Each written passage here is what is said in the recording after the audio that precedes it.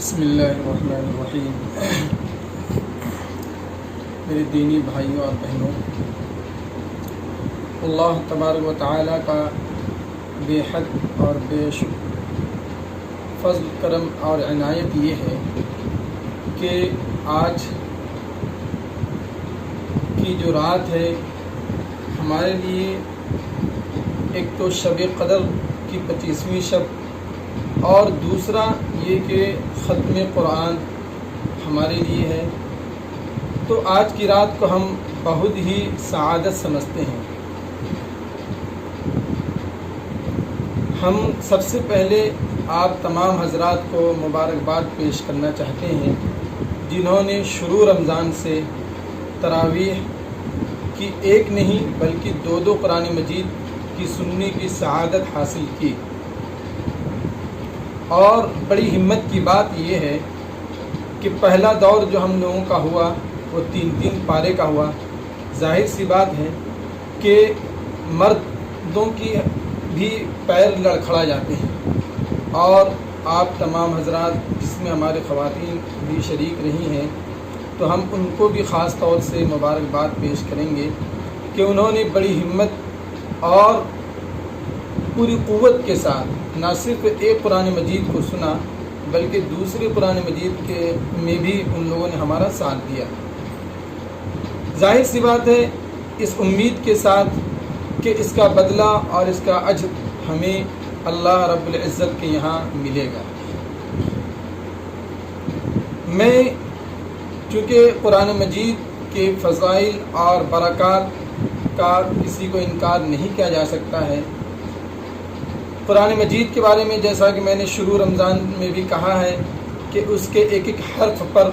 10 نیکیاں ملتی ہیں، اور رمضان المبارک میں 70 گنا بڑھ جاتا ہے، اور اللہ تبارک و تعالی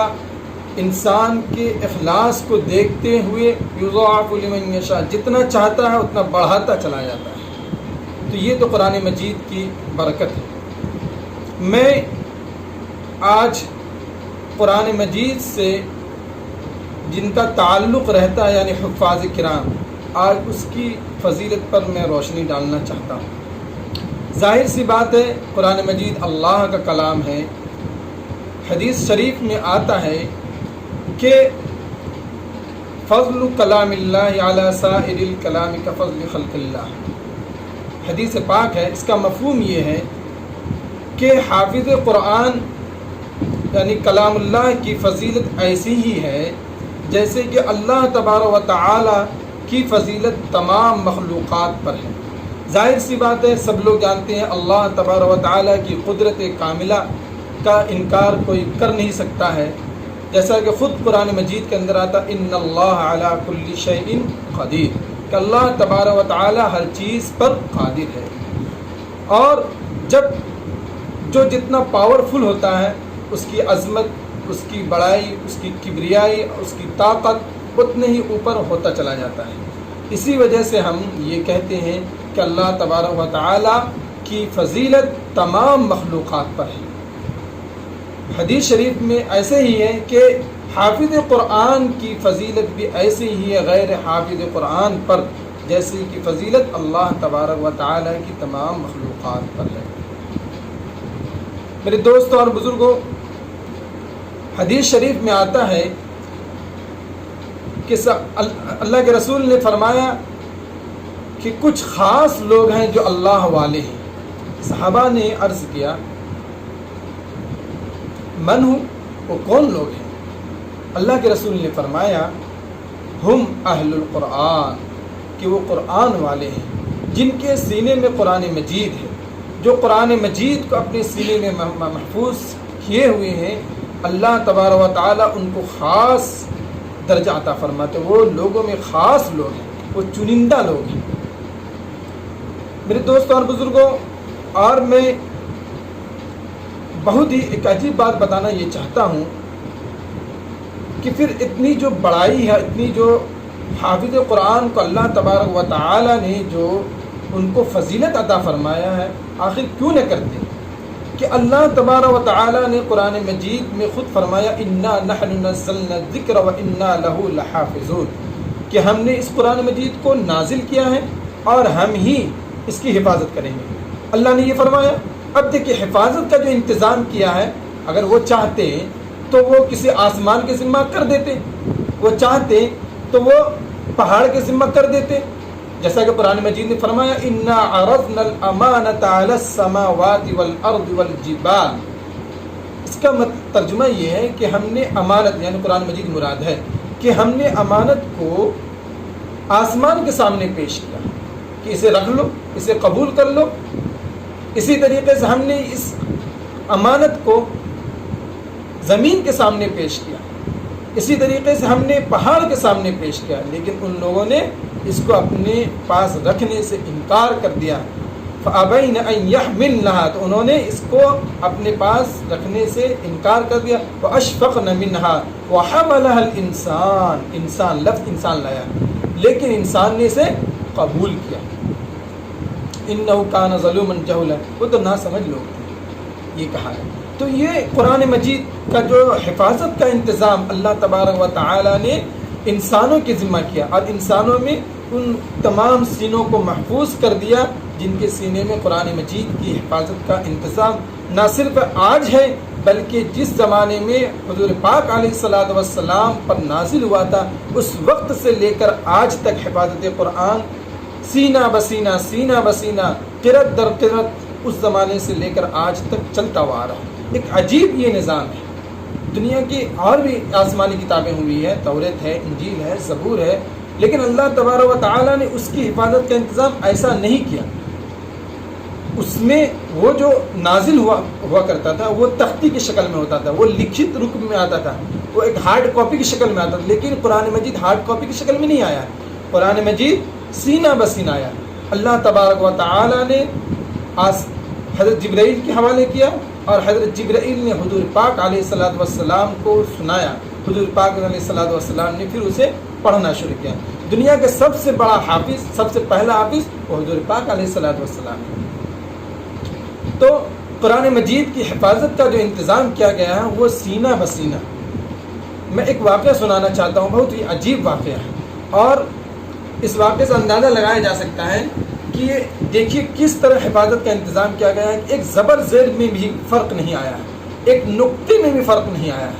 حضرت علی رضی اللہ تعالیٰ عنہ کا زمانہ ہے، کچھ لوگ آئے، خلافت کا زمانہ، وہ خلیفۃ الرسول ہیں، انہوں نے کچھ لوگ آئے، انہوں نے ان کے سامنے یہ کہا کہ میرا کچھ مطالبہ ہے آپ سے، میں کچھ آپ سے مانگنا چاہتا ہوں، میری گزارش ہے کہ آپ اسے قبول کیجیے، اس کے بدلے میں آپ جتنا چاہتے ہیں پیسے لے سکتے ہیں، پیسے لے سکتے، جو چاہیں آپ میں دینے کو تیار ہو۔ تو حضرت علی نے فرمایا کہ کیا واقعہ بتاؤ بھائی،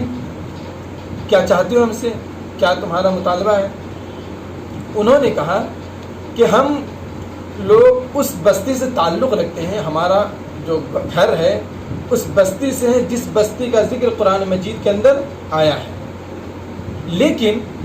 قرآن مجید میں اس بستی کا جو ذکر آیا ہے وہ اچھے طریقے سے نہیں آیا ہے، تھوڑا اس میں جو الفاظ ہیں وہ تھوڑا اچھے نہیں لگتے ہیں۔ اب ظاہر سی بات ہے کہ اس قرآن مجید کو پوری دنیا کی عوام پڑھ رہی ہے، ہر شخص وہ پڑھتا ہے قرآن مجید، اور اس کے اندر جو ہمارے آباء و اجداد کا جو ذکر ہے، یعنی حضرت موسیٰ علیہ الصلوۃ والسلام اور حضرت خضر کا جو واقعہ ہے قرآن شریف کے اندر، جیسا کہ میں نے سورہ کہف کے اندر بتایا تھا کہ یہ واقعہ رہ گیا، میں کبھی کسی موقع پر بتاؤں گا، تو آج میں اس کو تھوڑا مکمل کر دیتا ہوں۔ تو اس کے اندر یہ واقعہ یہ ذکر کیا گیا ہے کہ حضرت موسیٰ اور حضرت خضر علیہ الصلوۃ والسلام سفر کر رہے تھے، ایک بستی میں پہنچے، یہ لوگ بھوکے تھے، تو وہاں کے عوام سے، وہاں کے پبلک سے حضرت موسیٰ اور خضر نے کہا کہ ہم لوگ بھوکے ہیں، آپ ہم کو کچھ کھانے کو دیجیے۔ تو ان کے جو آباء و اجداد تھے کچھ اچھے نہیں رہے ہوں گے، اچھے مزاج کے نہیں تھے، تو ان لوگوں نے منع کر دیا، ان لوگوں نے مہمان نوازی سے انکار کر دیا۔ تو قرآن شریف میں آیا فَأَبَوْهُ أَن يُضَيِّفُوهُمَا، فَأَبَوْا، ابو کا لفظ لایا۔ اب ابو کے معنی ہے انکار کرنا، کہ ان لوگوں نے حضرت موسیٰ اور خضر کی مہمان نوازی سے انکار کر دیا۔ ابو کے معنی انکار کرنے کے آتا ہے۔ تو میرا آپ سے مطالبہ یہ ہے کہ آپ ابو کی جگہ اتو لگا دیجیے۔ دیکھیے ابو میں با آتا ہے، با نیچے نقطہ ہے، اور اتو میں تا آتا ہے، تا میں 2 اوپر نقطہ آتا ہے، تو کرنا کچھ نہیں ہے، نقطے کا پھیرا پھیری ہے، نیچے نقطہ لگانے کے بجائے آپ اوپر نقطہ لگا دیجیے، بس اتنا کرنا ہے۔ اس کے اتو کے معنی آتے ہیں کہ وہ لوگ آئے ان لوگوں کی مہمان نوازی کرنے کے لیے۔ کتنا معنی فرق پڑ گیا؟ پہلے معنی یہ تھا کہ وہ لوگ منع کر دیے، اب معنی یہ کہ وہ لوگ مہمان نوازی کے لیے آئے اور انہوں نے ان کو ضیافت کی، ان کو کھلایا پلایا۔ تو اس سے یہ ہوگا کہ پوری دنیا کی جو عوام قرآن مجید پڑھ رہی ہے تو ہمارے بستی کا نام، ہمارے آبا و اجداد کا نام روشن ہو جائے گا۔ اس لیے میری آپ سے یہ درخواست ہے کہ آبا کے بجائے اتو پڑھ دیجیے، کر دیجیے۔ ایک نقطہ اور اس میں بتانا چاہتا ہوں کہ اس زمانے میں یہ تھا کہ نقطے بھی نہیں لگتے تھے، اعراب بھی نہیں لگتے تھے اور نقطے بھی نہیں لگتے تھے۔ تو آپ کو یہ صرف کرنا ہے کہ قرأت کرنا ہے، قرأت میں ابو کے بجائے اتو آپ کر دیجئے، بس اتنا سا کر دیجئے۔ تو حضرت علی نے کہا کہ یہ ہرگز اور ہرگز نہیں ہو سکتا ہے۔ تو میرے دوستوں اور بزرگوں، یہ دیکھیے قرآن مجید کی حفاظت کا جو انتظام کیا گیا، بلکہ میں ایک قدم اس میں اور بڑھ کے یہ کہتا ہوں کہ اگر حضرت علی بھی چاہ لیتے کہ ہم، ویسے نعوذ باللہ یہ تو کبھی نہیں چاہتے، لیکن میں یہ کہتا ہوں کہ اگر حضرت علی بھی چاہ لیتے تو پوری دنیا کے جو حفاظ تھے وہ منع کر دیتے، ظاہر سی بات ہے۔ تو ایک صحابی رسول سے ایسی امید تو نہیں لگائی جا سکتی ہے، لیکن تو اللہ تبارک و تعالی نے حفاظ کے ذریعے سے قرآن مجید کی حفاظت کا یہ انتظام کیا کہ ایک نہ زبر، نہ زیر، نہ پیش، نہ نقطے اوپر کے، نہ نیچے کے، نہ ادھر کے، نہ ادھر کے، کہیں سے بھی جس طریقے سے اللہ کے رسول پر حضرت جبرائیل علیہ السلام کے ذریعے سے اتارا گیا قرآن مجید کو، سینہ بسینہ، استاد در استاد، قاری در قاری، قرت در قرت، جو اس زمانے سے لے کر آج تک یہ چلتا ہوا رہا ہے۔ تو اللہ تبارک و تعالی نے حفاظ کے ذریعے سے یہ قرآن مجید کے انتظام کیا ہے، اس کی حفاظت کا۔ ظاہر سی بات ہے جس سینے کو اللہ تبارک و تعالی نے قبول کیا ہے کہ قرآن مجید کو یہ ایکسیپٹ کرے اور اس کے ذریعے سے ہم حفاظت کریں گے، تو اس کا درجہ تو ہونا ہی ہے۔ اور حدیث شریف میں آتا یہ ہے، خیرکم من تعلم القرآن وعلمہ، کہ تم میں سے بہترین شخص وہ جو قرآن مجید کا علم سیکھے اور سکھائے۔ ظاہر سی بات ہے قرآن مجید کا علم کے بارے میں یہ کہا گیا ہے، چونکہ اس کا تعلق اللہ تبارک و تعالیٰ سے ہے، تو جب اللہ تبارک و تعالیٰ سے ہے تو اس کا درجہ ایٹومیٹکلی بڑھتا چلا جاتا ہے۔ اسی طریقے سے حدیث شریف میں یہ بھی آیا ہے کہ جو حافظ قرآن ہوتا ہے وہ گویا کہ اسلام کا علم یعنی جھنڈا اٹھائے ہوا ہے، وہ اوپر رکھے ہوا ہے۔ حدیث شریف میں یہ فرمایا گیا کہ لوگوں کو یہ چاہیے کہ حفاظ قرآن کی عزت کرے، جو حفاظ قرآن کی عزت کرے گا اللہ تبارک و تعالیٰ اس کی گویا کہ اس نے اللہ تبارک و تعالیٰ کی حفاظت اکرام کیا۔ اسی طریقے سے جو حفاظ کرام کے ساتھ بے عزتی کرتا ہے، توہین کرتا ہے، گویا کہ اس نے اللہ تبارک و تعالیٰ کے ساتھ توہین اور اہانت کا کام کیا۔ میرے دوستوں اور بزرگوں، نہ صرف حفاظ قرآن کے بارے میں یہ کہا جاتا ہے کہ اتنے درجات ان کے، بلکہ اس کے والدین کے بارے میں بھی یہ کہا گیا ہے۔ حدیث شریف میں آتا ہے کہ قیامت کے دن اللہ تبارک و تعالی حفاظ کرام کے والدین کو، جو اس کے پیرنٹس کو،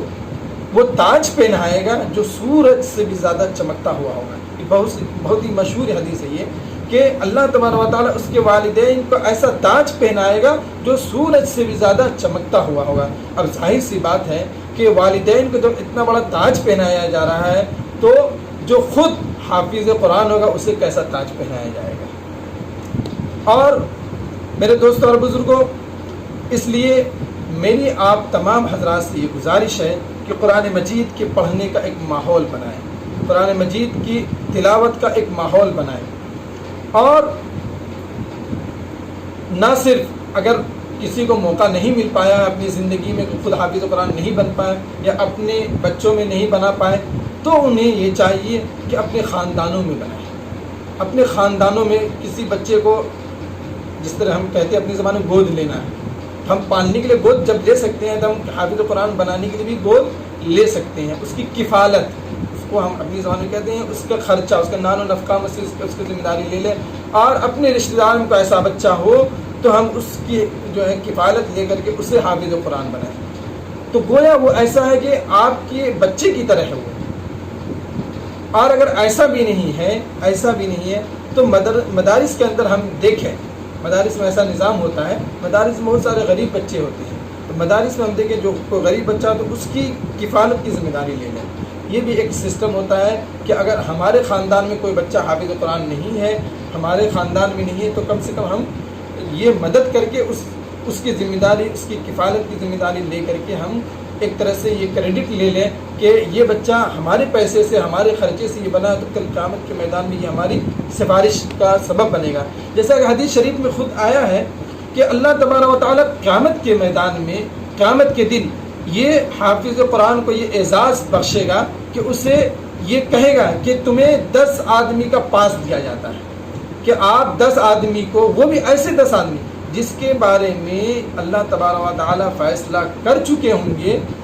کہ یہ جہنمی ہے، لیکن حافظ قرآن کو یہ پاس دیا جائے گا کہ یہ آپ 10 آدمی کا پاس لیجیے، اور اپنے رشتہ دار میں، خاندان میں جس سے آپ کو محبت ہے، جس سے آپ کو لگاؤ ہے، جس نے آپ کی دنیا کے اندر عزت و احترام کیا، جس سے آپ سے میل محبت ہے، آپ ان میں سے جس کو چاہیں آپ اس پاس کے ذریعے سے جہنم سے نکال کر کے جنت میں داخل کر دیں۔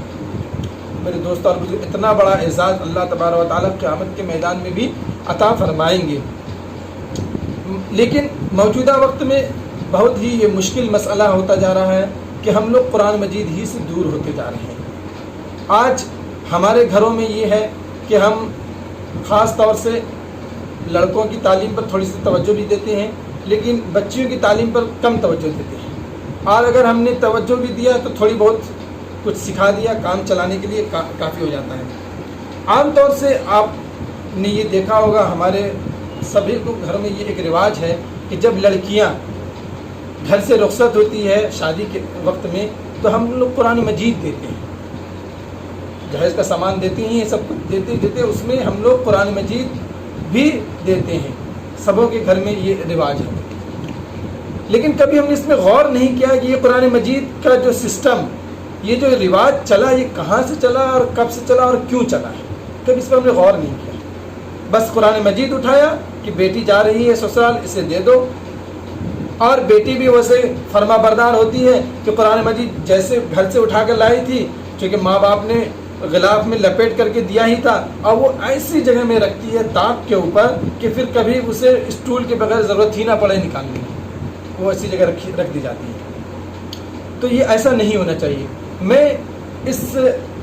پر روشنی یہ ڈالنا چاہتا ہوں کہ یہ قرآن مجید کا جو دینے لینے کا جو سسٹم ہے، ایک عجیب یہ واقعہ ہے کہ پہلے کے زمانے میں یہ ہوتا تھا کہ قرآن مجید کی حفاظت کا جو میں نے طریقہ بتایا ہے، وہ لڑکوں کے ساتھ ساتھ اپنی لڑکیوں کی بھی لوگ تعلیم دیا کرتے تھے، اور اس زمانے میں جو ہوتے تھے وہ قرآن مجید کی نہ صرف پڑھتے تھے بلکہ وہ کتابت بھی کرتے تھے، وہ لکھتے بھی تھے۔ تو جو لڑکیاں، جو بچیاں ہوتی تھیں مکتب میں جو پڑھتی تھیں، وہ قرآن مجید ظاہر سے اس زمانے میں پبلشر نہیں ہوتے تھے، مکتب نہیں ہوا کرتے تھے، تو لوگ، جو بچیاں ہوتی تھیں جو مکتب میں جا کے پڑھتی تھیں، وہ خود سے اپنے ہاتھ سے قرآن مجید کو لکھ لیا کرتی تھی۔ وہ لکھتے ظاہر سی بات ہے وہ پڑھتی بھی آتی تھی، وہ یاد کرتی بھی آتی تھی، وہ لکھتی بھی آتی تھی، تو وہ اس کے ہاتھ کا جو نسخہ ہوتا تھا وہ اپنے پاس وہ محفوظ رکھتی تھی گھر پر۔ جب شادی ہوتی تھی اس بچی کی تو اس کے جو والدین ہوتے تھے وہ جو نسخہ جو ہوتا تھا وہ جہیز کی شکل میں اور بیٹی کی رخصتی کے وقت میں ماں باپ اسے یہ دیا کرتے تھے۔ یہ اصل طریقہ ہے۔ لیکن آج کے زمانے میں کیا ہے کہ ہم نے اس چیز کو تو اپنایا کہ دینے لینے کا تو رواج اپنایا، کہ قرآن مجید جو دینے کا جو رواج شروع سے چلتا ہوا ہے وہ تو اپنایا، لیکن جو اس کا اصل بیسک بنیادی چیزیں ہیں کہ اس کا جو ریزن ہے کہ وہ بچیاں خود سے پڑھتی تھی اور اسی کو لے کر سسرال جاتی تھی تاکہ ہم اس قرآن مجید کو پڑھیں، آج وہ چیز نہیں ہو رہا ہے۔ اس لیے ہمارے اب تمام ماؤں بہنوں سے یہ گزارش ہے کہ قرآن مجید کو اپنے سینے سے لگائیے، اپنے سینے سے لگائیے، اور نہ صرف رمضان المبارک میں قرآن مجید کی تلاوت کیجیے بلکہ رمضان المبارک کے بعد بھی روزانہ کے معمولات میں یہ شامل کیجیے کہ اگر آپ ایک پارہ پڑھ سکتے ہیں تو ویل ڈن، بہت اچھی بات ہے، لیکن اگر ایک پارہ آپ نہیں پڑھ سکتے ہیں، کسی طرح کی دیگر مشغولیت ہے، ضروریات ہیں، تو آپ آدھا پارہ ایک پارہ، لیکن ضرور قرآن مجید کو روزانہ کھولیے، 1 صفحہ 2 صفحہ 4 صفحہ جتنا پڑھ سکتے ہیں اتنا ہی پڑھیے. اور جو نہیں پڑھنا جانتے ہیں ان سے یہ گزارش ہے کہ وہ پڑھنا سیکھیں، یہ ضروری. عمر کی کوئی حد اور کوئی قید نہیں ہوتی ہے کہ بھائی ہم تو 50 سال کے ہو گئے ہیں، یا کہ ہمارے 40 سال ہو گئے، 60 سال ہو گئے. جس کی جو عمر ہے، عمر کی کوئی حد نہیں ہوتی ہے. آپ چاہیں تو جو جس سے آپ کو لگتا ہے کہ جو آپ کے بچے ہی میں اگر کوئی پڑھا لکھا ہے تو آپ ان سے پڑھنا شروع کر دیجئے، اور اگر نہیں ہے تو پڑھانے کا جو ایک نظام ہوتا ہے کسی بچے کو آپ رکھ لیجئے. یہ جو پڑھ سکتے ہیں وہ کوشش کیجئے سیکھنے کی. اور اگر اتنا بھی نہیں کر سکتے ہیں، ایک دم زبان بالکل گونگی ہے، نہیں چلتی ہے، پڑھنے میں دقت ہو رہی ہے، تو پھر ایسے لوگوں کے لیے ہے کہ قرآن مجید کو ضرور کھولے، اور کھول کر کے بس. میری دادی کا واقعہ ہے کہ میری دادی پڑھنا نہیں جانتی تھی. میں اپنی دادی کا واقعہ سناتا ہوں کہ میری دادی پڑھنا نہیں جانتی تھی، لیکن میں نے ان کو یہ دیکھا کہ وہ قرآن مجید کو کھولتی تھی، عمر ہو چکی تھی، اور وہ بسم اللہ الرحمن الرحیم، بسم اللہ الرحمن الرحیم، بسم اللہ الرحمن الرحیم، بسم اللہ الرحمن، یعنی ہر سطر پر انگلی رکھتی تھی اور بسم اللہ الرحمن الرحیم پڑھتی جاتی تھی. اس طرح کہ وہ ایک قرآن مکمل کرتی تھی، یعنی شروع اللہ کے نام سے، شروع اللہ کے نام سے جو بڑا مہربان رہی. ایک اور واقعہ لکھا ہے کسی نے کہ ایک خاتون تھی یا کوئی تھی کہ انہوں نے جب دیکھا قرآن مجید کو پڑھنا نہیں جانتی تھی، تو انہوں نے بس یہ کہا کہ یہ بھی سچ ہے، یہ بھی سچ ہے، یہ بھی سچ ہے، یہ بھی سچ ہے. یہ ایک حالانکہ یہ چیز نہیں ہونا چاہیے، لیکن یہ دیکھیے چونکہ وہ نہیں جانتی تھی، پڑھنے کے لیے کوشش نہیں ہو پاتا تھا ان سے، تو وہ یہ کرتی تھی یہ بھی سچ ہے، یہ بھی سچ ہے، یہ بھی سچ ہے. اللہ تبارک و تعالیٰ کو یہ ادا اتنا پسند آئے، اتنا پسند آئے کہ اس کو اللہ تبارک و تعالیٰ اس کی وجہ سے مغفرت فرماتے ہیں. تو میرے دوستوں اور بزرگوں، جیسا کہ میں نے کل بھی بیان کیا تھا کہ نہ جاننا اللہ تبارک و تعالیٰ کے یہاں کوئی عذر بالکل نہیں. اللہ تبارک و تعالیٰ کے یہاں یہ ہم نہیں کہہ سکتے ہیں کہ اللہ ہمیں تو معلوم ہی نہیں تھا، ہم نے تو جاننا ہی نہیں، ہمیں تو دنیا کی اتنی ساری مشغولیت تھی کہ ہمیں فرصت ہی نہیں مل پایا قرآن مجید پڑھنے کا یا مسئلہ مسائل جاننے کا، جیسا کہ میں نے کل بتایا تھا. تو یہ عذر اللہ تبارک و تعالیٰ کے دربار میں بالکل قابل قبول نہیں ہے. ابھی ہمارے پاس وقت ہے، دنیا کی جتنی ساری مشغولیات ہیں اس میں سے ہم 24 گھنٹے میں سے گھنٹہ 2 گھنٹہ ضرور قرآن مجید کی تلاوت کے لیے نکالیں. بہتر تو یہ ہے کہ قرآن مجید کو سمجھ کے پڑھا جائے، لیکن چونکہ ظاہر سی بات ہم لوگ تو پڑھنے ہی نہیں جانتے ہیں، تو کم سے کم اچھے سے پڑھنے سیکھ لیں، اچھی تلاوت کرنا سیکھیں، اس کی جو حروف ہے، اس کی جو ادائیگی ہے اس کے مطابق پڑھنا سیکھیں. اور اللہ تبارک و تعالیٰ مزید جب موقع دے گا تو اسے ترجمے کے ساتھ، معنی مطالب کے ساتھ، مفہوم کے ساتھ پڑھنا سیکھیں گے. اور اللہ تبارک و تعالیٰ سے ہم یہ دعا کریں کہ اللہ تبارک و تعالیٰ اس ختم قرآن کے موقع پر، اس ختم قرآن کے موقع پر اللہ تبارک و تعالیٰ ہم لوگوں کی تمام گناہوں کو معاف فرمائے. دعا کر لیں، درود شریف پڑھیں. اللہم صلی علی سیدنا محمد وعدد به بعدد کل معلوم.